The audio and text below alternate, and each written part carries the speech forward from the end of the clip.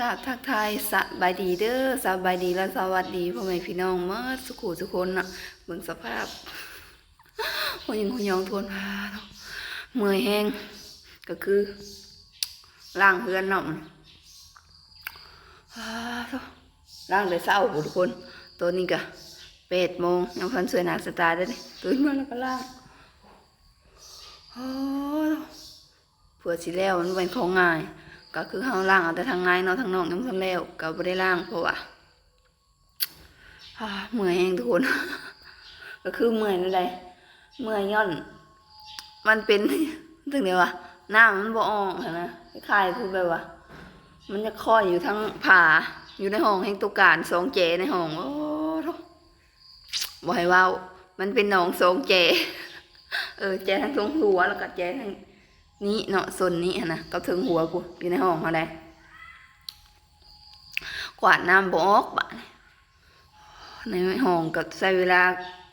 เกือบ1 ชั่วโมงยังบ่แล้วตอนนี้แหละมานั่งเศร้าเมื่อยแฮงเมื่อยย้อนกวาดน้ำบ่ออก น้ำมาไหลคืนนะโอ้เบิ่งสภาพทุกคนกวาดน้ำมันบ่ออกแล้วเมื่อยบ่ให้เว้าเลย ยังบ่แล้วอยู่เมื่อยแฮงก็เลยพักผ่อนก่อนเป็นตัวอื่นเลยผู้กวาดมันบ่ออกกวาดแล้วมันไหลกลับใส่เวลานานพอสมควรเราก็สิเอาเนี่ยมาทุแล้วทางในเฮือนนี่นะเดี๋ยวนี้น้ำหมดแล้วแต่เรือมันบ่แห้งเอาสิเอาผ้าเอาสิแต่ในห้องนั้นยังกวาดบ่ออกยัง2 เจนะกวาดเจนี้มันบ่ขึ้นแบบว่ามันอยู่นอนทางกลางนะ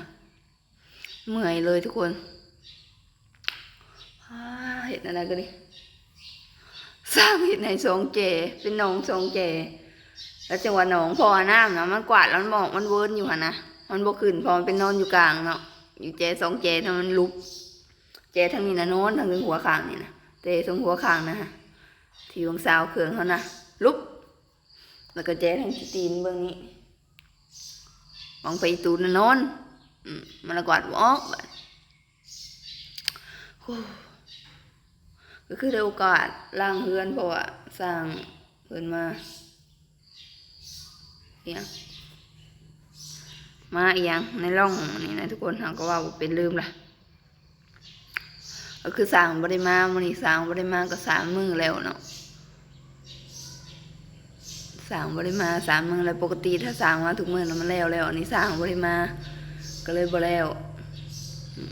เฮาก็ล้างเอาครึ่งนึงก่อนยังห้องวางเครื่องนี้เพราะว่าอันนั้นเพิ่นยังบ่ทันได้ยังทุกคนเพิ่นยังบ่ทันได้นะห้องเครื่องเพิ่นนะอีก2 รอบหน้าก็คือล้างส่วนนี้กับข้างนอกนี่ล้างเอาไปพุดเพราะว่าอยากเอาเครื่องในถึงเฮือนน้อยนะลงมานี่เพราะว่าหนูกัดสนะเนาะสนะผ้าห่มนะหมอนนะที่เพิ่นมาซอยมื้อขึ้นเฮือนนั่นแหละสนะที่เพิ่นมาซอยในบ้านเนี่ยหนูกัดแล้วก็เลยพาล้างเฮือนอยากเอาเครื่องนี่ถึงเฮือนหลังนั้นมาลงเฮือนหลังนี้เพราะเฮือนหลังนั้นมีเข่าเด้หนูเลยมีกัดสนะจนขาดเลยหลังเพิ่นเมื่อยแฮงเมื่อยบ่เมื่อยในอื่นดอกเมื่อยกวาดน้ำบ่ออกกวาดตั้งแต่เช้าตอนนี้8 โมง 9 โมงแล้ว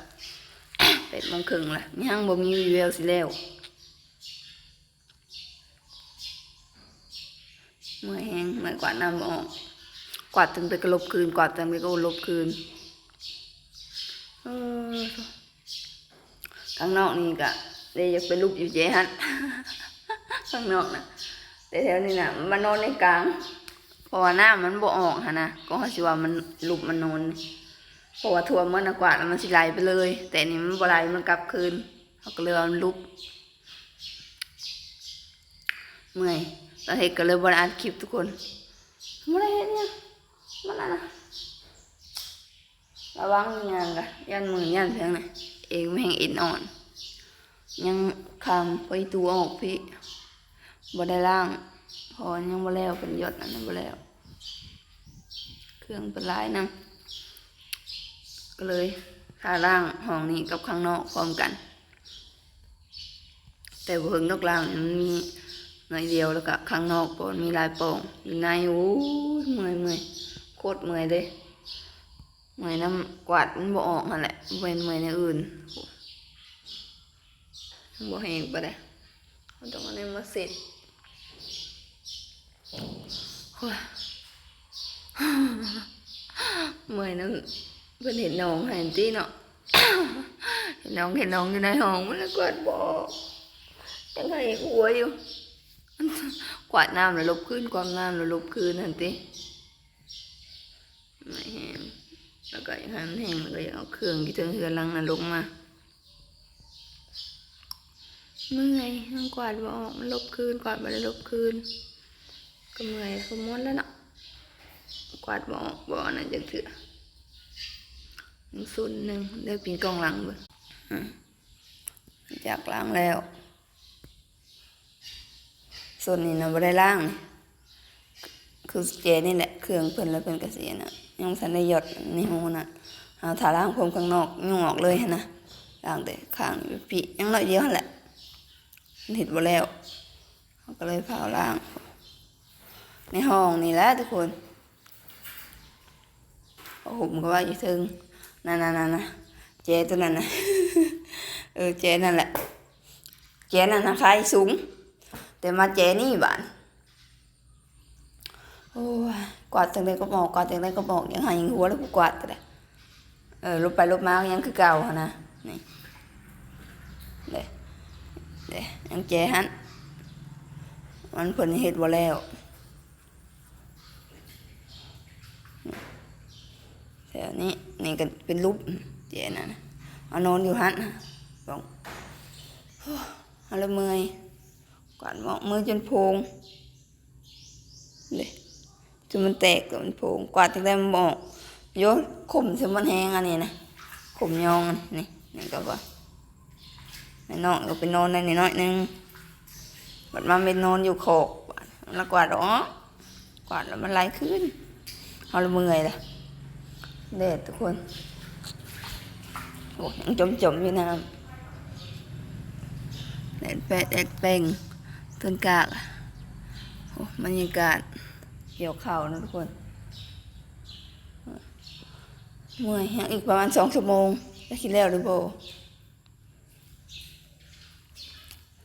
ข้างนอกเพิ่นก็เห็ดยังไม่ทันแล้วอยู่ดอกเมื่อไรสั่งสิได้มาอีก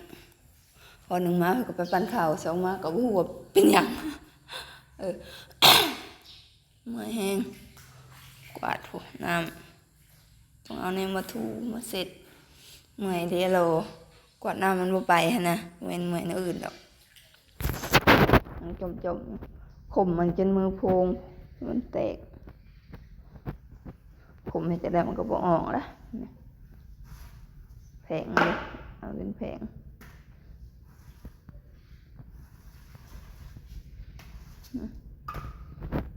น้ำล้าง2 รอบแล้วมันกวาดบ่ออกเลยติ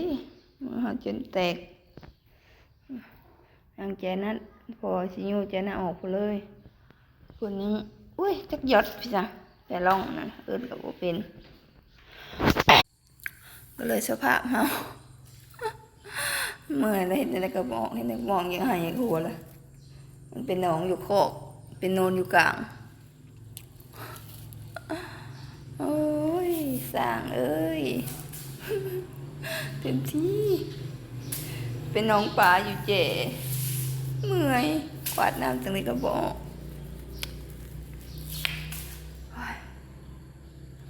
พยายาม2 ชั่วโมงที่แล้วหรือบอกเมื่อยแต่คนเห็นนั่นแล้วก็ มันบอกน้ำนะมีแต่เอาแพเอาผ้าแล้วมาสุกเอาเนี่ยมันเขียบออกเลยเด้นี่แหละทุกคนเลยก็สิประมาณนี้เนาะขอตัวจบคลิปเพียงเท่านี้เนาะไปถูน้ำออกอีกก่อนนิ้วน้ำออกอีกก่อนนี่แหละไปแล้วเจอกันคลิปหน้าทุกคนสบายดี